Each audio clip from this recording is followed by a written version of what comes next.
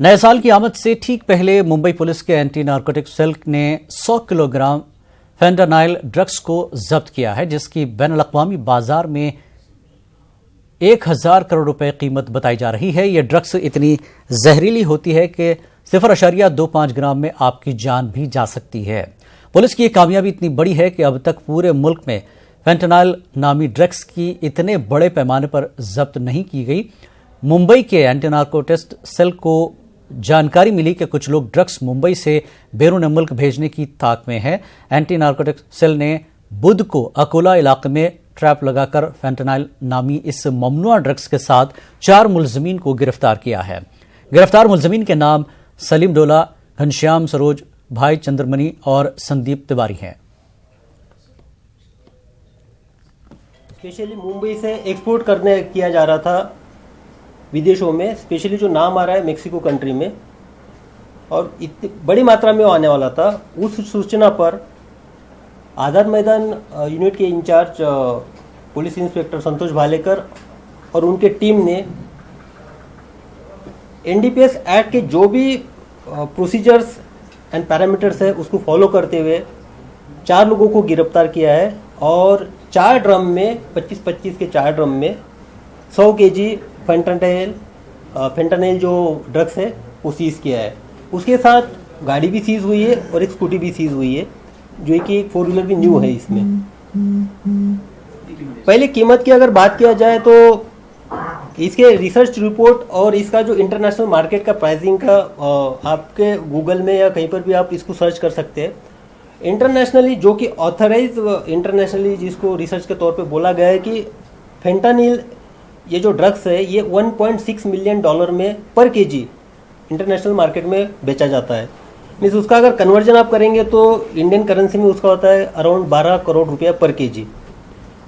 तो उस हिसाब से देखा जाए तो ये 100 केजी कन्वर्ट होता है अराउंड 1000 केजी तक, 1000 करोड़ रुपये तक।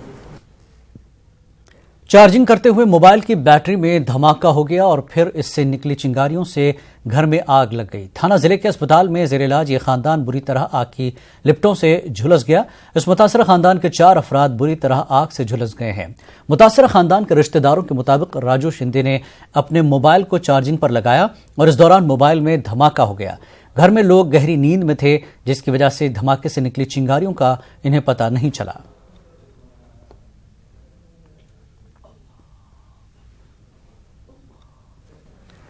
शिवसेना के नौजवान लीडर आदित्य ठाकरे ने वजीर आला देवेंद्र फडणवीस को एक खत लिखा है, जिसमें उन्होंने नए साल के मौके पर मुंबई में रात भर नए साल का जश्न मनाने की इजाजत मांगी है।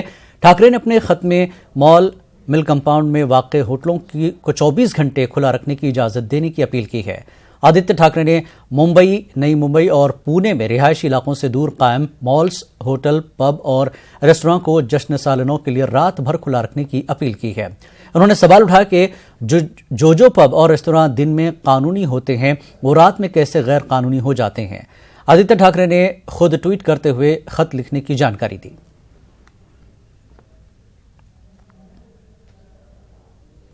भिवंडी में आतिशज़दगी का वाकया पेश आया। भिवंडी के रिहायशी इलाके भंडारी कंपाउंड में गुज़िश्ता शब तकरीबन 3 बजे भंगार के एक गोदाम में आग लग गई और देखते ही देखते पूरा गोदाम जलकर खाकसार हो गया। आग इतनी बढ़ी कि अपने अतराफ की कई दुकानों और गोदाम के बाहर पार्क की हुई मोटरसाइकिलों को लपेट में ले लिया, जबकि पानी की कमी होने से आग बुझाने में फायर ब्रिगेड अमले को काफ़ी मुश्किलों का सामना करना पड़ा। तकरीबन 4 घंटे बाद आग पर काबू पाया गया, लेकिन तब तक लाखों रुपए का सामान जलकर खाक हो चुका था।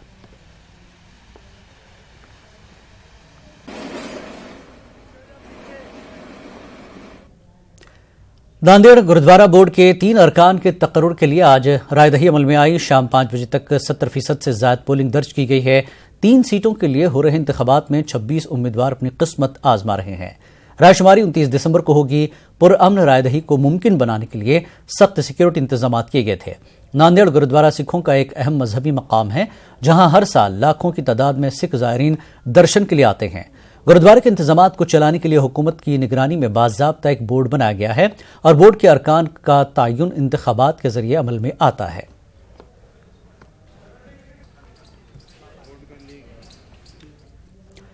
एनसीपी रुकने पार्लियामेंट सुप्रिया सुले ने लोकसभा में तलाक सलासा बिल पर बहस के दौरान महाराष्ट्र के औरंगाबाद की नौ मुस्लिम खातून हिना सरहान चाउश का हवाला देकर ऐवान में बिल की मुखालफत की, जिसके बाद हिना सरहान चाउश सुर्खियों में आ गईं।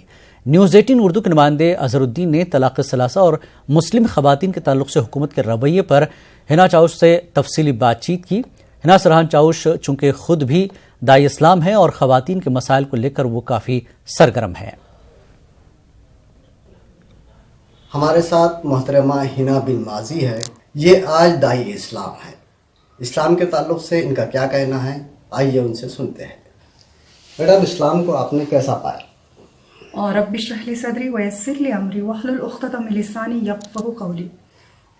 इस्लाम एक यूनिफॉर्म सिस्टम वाला मजहब है जिसमें इंसान के लिए पूरे प्रॉब्लम्स का सॉल्यूशन है।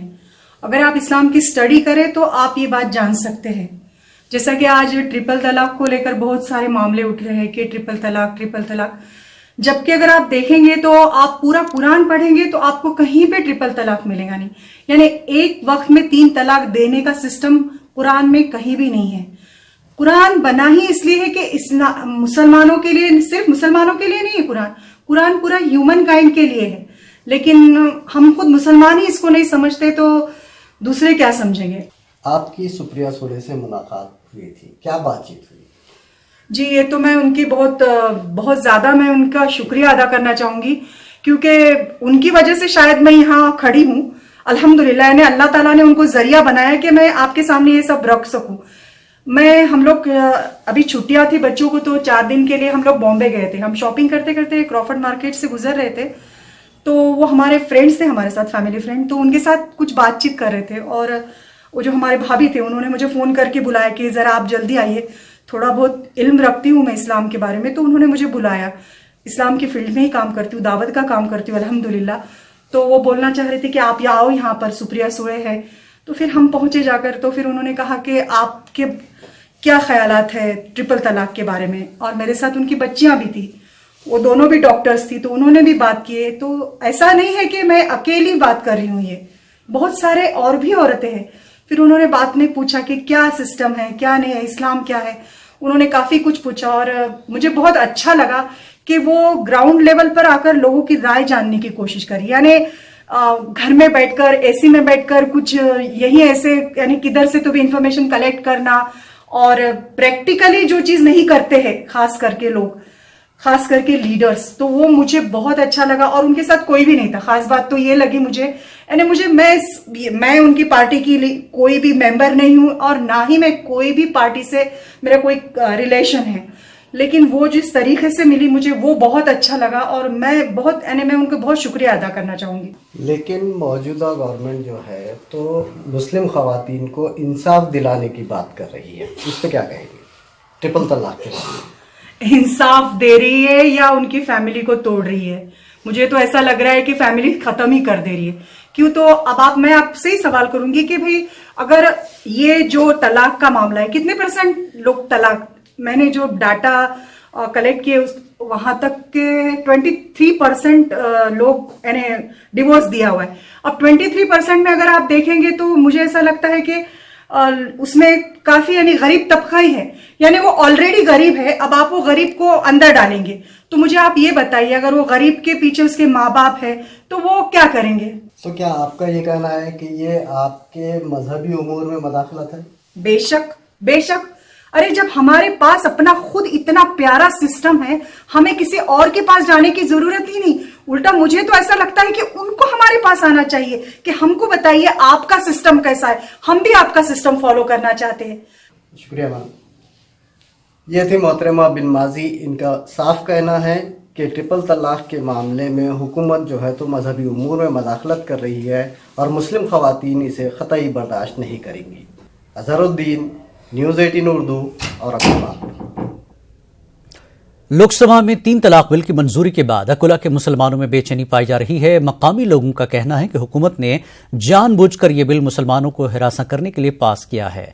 साथ ही मुसलमानों ने यह भी उम्मीद जताई कि बहुत जल्द इस बिल को मनसूख करने उन्हें शरीयत के मुताबिक अमल करने का मौका मिलेगा। एक इलॉजिकल बिल है जिसमें इस तरीके की दफात को शामिल किया गया है कि अगर मर्द 3 तलाक़ें देता है तो वो तलाक़ होगी नहीं, इसके बावजूद उसको 3 साल की सज़ा होगी। हुकूमत ने एक सिविल मैटर को क्रिमिनलाइज करने की कोशिश की है। ये बिल अगरचे कि लोकसभा से पास हो गया है, लेकिन उम्मीद है कि इंशाल्लाह राज्यसभा से पास नहीं होगा। लेकिन इसके बावजूद हम ये साफ कर देना चाहते हैं कि ये या कोई और हुकूमत शरीयत के ख़िलाफ़ किसी भी तरीके का कोई कानून, कोई बिल अगर पास करती है तो हिंदुस्तान गंगा जमनी तहजीब का गहवारा समझा जाता है, क्योंकि इस मुल्क में मुख्तलिफ तहजीबों के मानने वाले लोग एक दूसरे के जज्बात का एहतराम करते हैं, जिसकी वजह से भाईचारे का माहौल बना रहता है। ऐसी एक बेहतरीन मिसाल नांदेड़ के देवदास कदम ने पेश करते हुए अपनी मादरी जबान मराठी होने के बावजूद अपने बेटे की शादी का दावतनामा उर्दू में छपवाया है, ताकि मुस्लिम दोस्तों को अपनाइयत का एहसास दिलाया जा सके। फिरका परस्त ताकतें जहां एक तरफ इश्ताल अंगेज बयानात के जरिए मुल्क के माहौल में फिरका वादियत का जहर घोलने की कोशिशें कर रही हैं, तो दूसरी तरफ कई गैर मुस्लिम अफराद इंसानियत और भाईचारे को फरोग दे रहे हैं। ऐसी एक मिसाल नांदेड़ में देवीदास कदम ने पेश की है। देवीदास कदम ने अपने बेटे डॉक्टर सचिन कदम की 1 जनवरी 2019 को होने वाली शादी के दावतनामे को मराठी जुबान के साथ साथ उर्दू जबान में भी छपवाया है। सर, उर्दू में पत्रिका छपने का उद्देश्य यही था, जिन लोगों के अच्छे सोच है, जो लोग उर्दू से नज़दीक है, वो लोग कुरान शरीफ पढ़ के मस्जिद में जाते, उनके अच्छे विचार है, वो अच्छे विचार लोग आके मेरे बच्चों को दुआ दे। देवीदास कदम के दोस्त अहबाब में एक बड़ी तादाद मुसलमानों की भी है, जिसकी वजह से उनके जहन में ये ख्याल आया कि जब मुसलमान अपने बच्चों की शादी करते हैं तो गैर मुस्लिम दोस्तों को मदऊ करने के लिए हिंदी और मराठी और अंग्रेजी में दावतनामे छपवाते हैं, तो मुसलमानों को मदऊ करने के लिए हमें भी उनकी मादरी जुबान उर्दू का ख्याल रखते हुए उर्दू में दावतनामा छपवाना चाहिए। देवीदास कदम का मानना है कि जबान किसी भी तबके की जागीर नहीं होती, इसलिए जबानों को मजहबी खानों में नहीं बांटना चाहिए। कोई सी भी लैंग्वेज किसके बाप की जागीरी नहीं है। मराठी मराठों की जागीरी नहीं है, उर्दू मुसलमानों की जागीरी नहीं है। सब लैंग्वेज एक समान है और लैंग्वेज को सबने अच्छा दर्जा देना चाहिए। इस उद्देश्य से मैंने उर्दू को अच्छा दर्जा देके रुखा छापा। देवीदास कदम पाटिल के जहन में ये ख्याल आया कि बेटे की शादी का दावतनामा उर्दू में छापना है, तो इन्होंने अपने करीबी दोस्त मोहम्मद अशफाक हुसैन से मुलाकात की और इन्हें अपने इरादे से वाकिफ करवाया। तो देवीदास कदम साहब को मैं पिछले 4-5 साल से जो भी हमारी डिस्कस होती है, किसी न किसी तरह से समाज में जो नफ़रत की दीवार है उसको कम करने की कैसा न कैसा कोशिश अलग अलग तौर पे और भी कर चुके हैं। उसमें इत्तेफाक से उनके बेटे की ये शादी आ गई। शादी में उनका अपना प्रपोजल था कि अशफाक में मुस्लिम दोस्तों के लिए उर्दू रुखा छापना है और उसमें आपको मेरी मदद करना पड़ेगी। मैंने बोला हर तौर पर हम तैयार है। तो उन्होंने पूरा जो मैटर आज उर्दू में बने हुआ है, वो पहला सब्जेक्ट उन्होंने मराठी में बना के लाए, उन्होंने अपने तौर पे मुकम्मल तौर पर बना के लाए और मैंने सिर्फ उसका ट्रांसलेशन करा। देवीदास कदम का कहना है कि आज मुल्क में जिस तरह से नफरत का माहौल तैयार किया जा रहा है, ऐसे माहौल में मोहब्बत का पैगाम देने के लिए मैंने ये कोशिश की है। न्यूज़ 18 उर्दू के लिए नांदेड़ से जमीर अहमद खान की रिपोर्ट। ईसा अलैहिस्सलाम के खिलाफ सोशल मीडिया में अहानत आमेज मैसेज पोस्ट करने का मामला कर्नाटक के मुदकेड़ी शहर में मंजर आम पर आया है। मुदकेड़ी में आज ईसाई बरादरी के लोगों ने एहतजाज किया। अहानत आमेज पैगाम जारी करने वाले रविंद्र पाटिल को गिरफ्तार करने का मुतालबा किया गया। रोमन कैथोलिक एसोसिएशन के तहत ईसाई तबके के लोगों ने एहतजाजी रैली निकाली। सेंट माइकल चर्च से डिप्टी कमिश्नर के दफ्तर तक रैली निकाली और याददाश्त पेश की। एहतजाजियों ने इल्जाम आयद किया कि रविंद्र पाटिल नामी शख्स ने फेसबुक में ईसाई मसीह के ताल्लुक से मुतनाज़ा पैगाम जारी किया है। इससे ईसाई तबके के जज्बात को ठेस पहुंचाने की कोशिश की गई है। एहतजाजियों ने फौरी तौर पर रविंद्र पाटिल को गिरफ्तार करने का मुतालबा किया।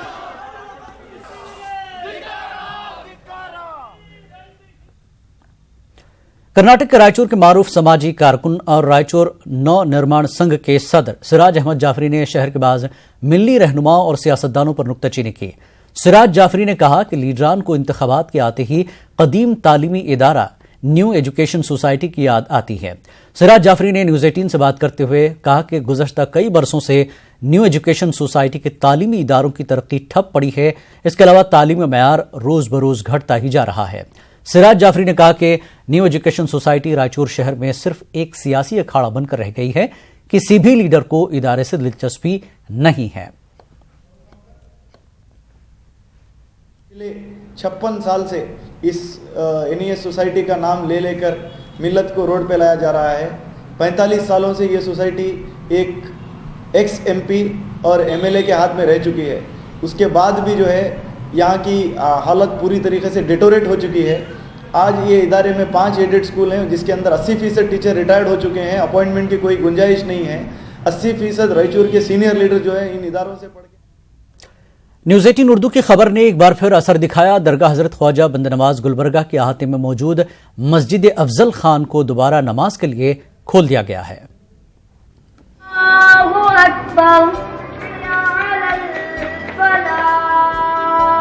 17वीं सदी की इस मस्जिद के मिंबर व मेहराब से एक बार फिर अल्लाह अकबर, हय्या अलस सलाह और हय्या अलल फलाह की सदाएं गूंज रही हैं। मस्जिद दोबारा आबाद हो गई है। नमाजें फिर से होने लगी हैं। कलामुल्लाह की पाक सदाएं एक बार फिर इस खूबसूरत मस्जिद से उठने लगी हैं। जिन लोगों को इस बात की शिकायत थी कि मस्जिद बंद है, अब अल्हम्दुलिल्लाह चालू हो गई है।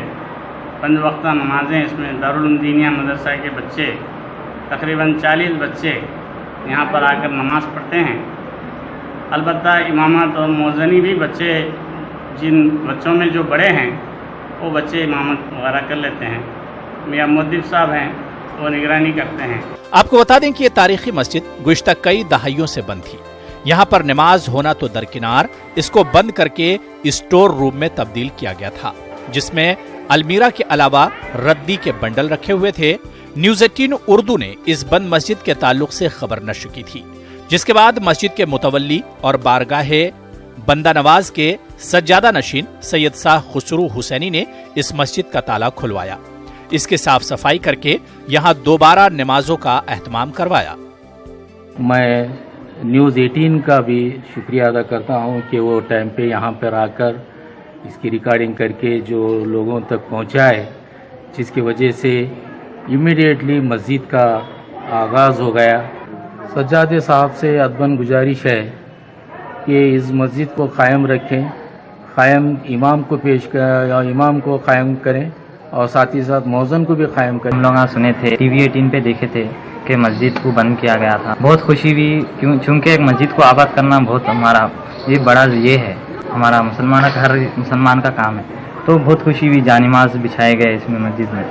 बीजापुर के आदिल शाही हुक्मरानों के गवर्नर अफजल खान ने सन 1640 में इस मस्जिद की तामीर कराई थी। हजरत ख्वाजा बंदा नवाज रहमतुल्लाह अलैह के मकबरे से 60 कदम दूर पाइन की जानिब हजरत नदीमुल्लाह हुसैनी रहमतुल्लाह अलैह के मकबरे के बाजू ये मस्जिद मौजूद है। न्यूज़ 18 उर्दू के लिए गुलबर्गा से जवाद मीर की रिपोर्ट। मुल्क भर में इन दिनों 3 तलाक पर खूब बहस हो रही है। इस मामले पर खूब सियासत भी हो रही है। इन सब से परे हकीकत यह भी है कि मुस्लिम समाज में बैक वक्त 3 तलाक के गलत इस्तेमाल की मिसालें भी सामने आती रही हैं। ऐसी ही एक मिसाल चंद दिन कबल बेंगलुरु में पेश आई, जहां शौहर ने व्हाट्सएप के जरिए बीवी को तलाक दिया है। बेंगलुरु की रेशमा अजीज और जावेद खान की अज़दवाजी जिंदगी तलाक पर खत्म होती दिखाई दे रही है। इसी माह की 4 तारीख को पेशे से डॉक्टर जावेद खान ने व्हाट्सएप के जरिए रेशमा को तलाक दे दिया है। बेंगलुरु से ताल्लुक रखने वाले जावेद खान और रेशमा अजीज की शादी 11 जनवरी 2003 में हुई थी। बेंगलुरु में शादी के बाद दोनों अमेरिका में मुकीम थे। तकरीबन 15 साल गुजर जाने के बाद दोनों मियां बीवी में शदीद इख्तिलाफात पैदा हुए हैं। राइए रास्त हमारे साथ इस वक्त रेशमा अजीज जुड़ चुकी है। रेशमा, आपका खैर मकदम है।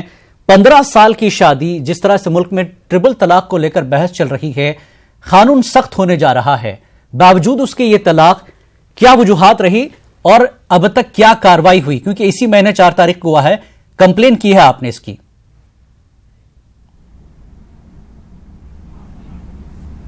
जी, अब तक कुछ भी कार्रवाई नहीं हुई। मैं बस इसकी शिकार हुई हूँ। मेरे साथ बहुत जुल्म हुआ। जी, मेरे साथ बहुत जुल्म हुआ है। मेरा हस्बैंड जी बताएं आराम से। वो धोखे से मुझे यूएस लेके आए। यूएस जी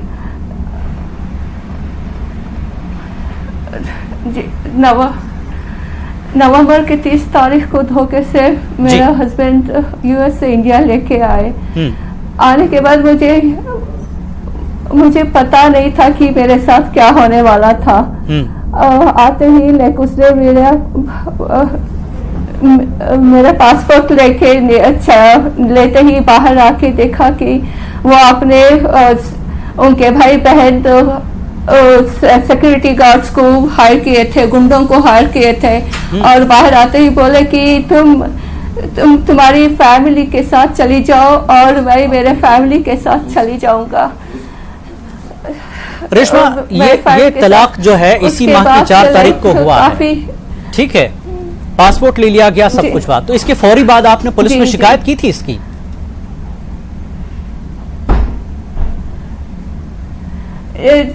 मुझे तब तक पता नहीं चला, तब तक वो यहाँ से चले गए थे कि मैं यही उम्मीद से थी कि ये सारे प्रॉब्लम्स रिजॉल्व करके हम साथ में वापस जाने वाले थे।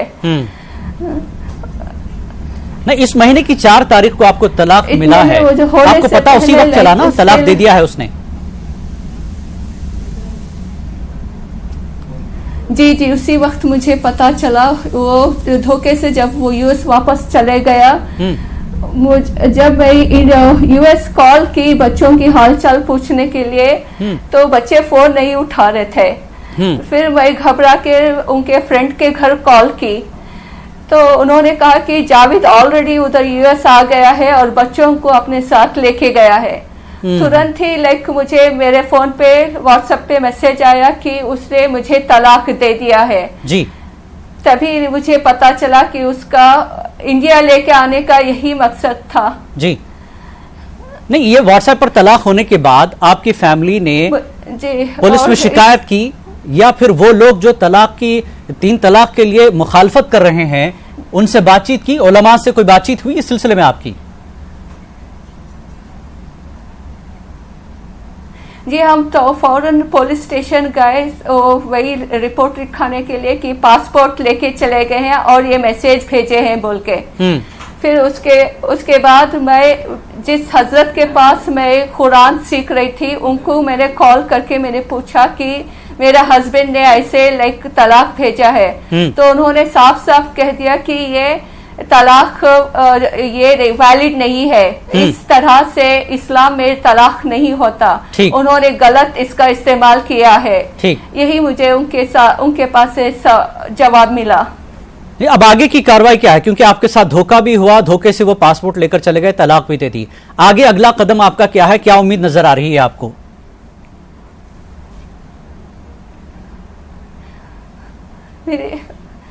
मुझे मेरे बच्चों के पास जाना है, इसके लिए मुझे पासपोर्ट बनाना बहुत अभी पुलिस में जब आपने शिकायत की तो क्या पुलिस ने कोई यकीन दिलाया है कि इस सिलसिले में आपके शौहर से राब्ता किया जाएगा? कोई कानूनी कार्रवाई की बात की है उन्होंने?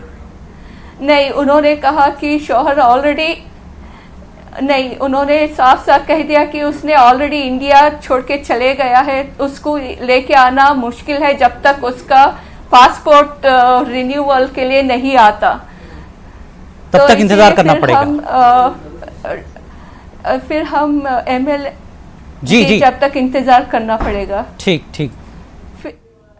है, बहुत बहुत शुक्रिया रेशमा अजीज, आपके दुख में हम बराबर के शामिल है। ये एक बड़ी मिसाल, जिस तरह से कल पार्लियामेंट में भी कहा गया 477 के करीब इस तरह के वाकयात, नया कानून पिछली बार पास होने के बाद भी हुआ है और ये नया वाकया है। जो मुखालफत कर रहे हैं तलाक की, ये एक बड़ी मिसाल साबित होगी कि इस तरह के वाकयात रुक नहीं रहे हैं। इसी वजह से सरकार पार्लियामेंट में यह कानून ला रही है। तो इस बुलेटिन में फिलहाल इतना ही। आदाब।